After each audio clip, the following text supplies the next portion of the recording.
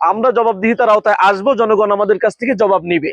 আমি তোমাদেরকে আজকে একটা ফুটবল দিয়ে যাচ্ছি। এই ফুটবল দেওয়ার অর্থ হচ্ছে তোমরা সবসময় খেলাধুলার মধ্যে থাকবা। আমাদের যারা এই যে ইয়াং জেনারেশন, উঠতি বয়সী ছেলে মেয়ে, এরা যেন মাদক থেকে দূরে থাকে, এরা যেন অনলাইন গেমস, অনলাইন জুয়া থেকে দূরে থাকে। আমাদের উদ্দেশ্য হচ্ছে শুধুমাত্র এটা। আমি চাই সবসময় আমাদের যুব সমাজ যারা আছে, উঠতি বয়সী, এই সময়টা অত্যন্ত কঠিন, কিন্তু এই যে এদের যে বয়সটা, এই বয়সে নেশার দিকে ঝুঁকে যাওয়ার প্রবল সম্ভাবনা থাকে। এই বয়সে খারাপ চিন্তা চেতনা মাথায় আসে। এই বয়সে ঝরে যাওয়ার সম্ভাবনা থাকে, লেখাপড়া থেকে ঝরে যাওয়ার সম্ভাবনা থাকে।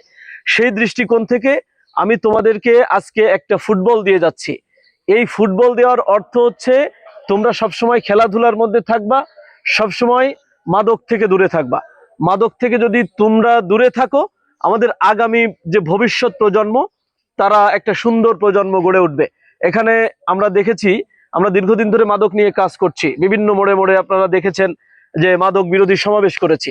তো সেখানে আমরা বারবারই একটা কথা বলেছি, যদি কোনো পরিবারে মাদক ব্যবসায়ী বা মাদক সেবনকারী থাকে, সেই পরিবারে কিন্তু অশান্তি দূর হয় না, সব সময় ঝুই ঝামেলা লেগেই থাকে। তো যে কারণে আমি আজকে এই যে কুটা সরকারি প্রাথমিক বিদ্যালয়, কুটা হাফেজিয়া মাদ্রাসা, কুটা সিনিয়র ফাজিল মাদ্রাসা, এই তিনটি প্রতিষ্ঠানের যে মাঠ, এই মাঠেই মূলত আমি এই ফুটবলটি দিয়ে যাচ্ছি। এখানে যারা যখন আসবে, এই ফুটবলটা আমাদের মাদ্রাসায় থাকবে, সেখান থেকে যখন যার লাগবে নিয়ে খেলতে পারবে। ঠিক আছে নাকি সাকিব, এটা কি ঠিক আছে কিনা? এখানে রাখলে সবাই যেন খেলতে পারে, এই ব্যবস্থাটা আমি করলাম। আর আরেকটা মেসেজ হচ্ছে, আমি 3 নম্বর চল্লিশিয়া ইউনিয়ন পরিষদের চেয়ারম্যান পদপ্রার্থী হিসেবে নির্বাচন করার ইচ্ছে পোষণ করেছি। আমার যে উদ্দেশ্য, আমরা স্বাধীনতার পর থেকে দেখেছি আমাদের ইউনিয়নে যারা নেতৃত্বে ছিল, তারা সবাই বয়স্ক বা একটা বয়স নিয়ে তারা নির্বাচন করেছে, কিন্তু আমি সর্বপ্রথম যে এত অল্প বয়সে নির্বাচনের ঘোষণা দিয়েছি।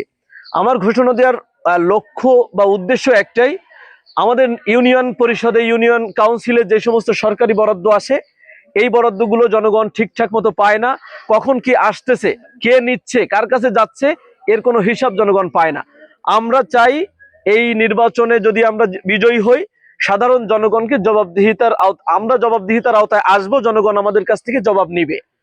এই জিনিসটা আমরা পরিষ্কার করব। যে কারণে তরুণদের প্রতিনিধিত্ব করার জন্য আমি এই নির্বাচনে অংশগ্রহণ করেছি। জয় পরাজয় আল্লাহর হাতে।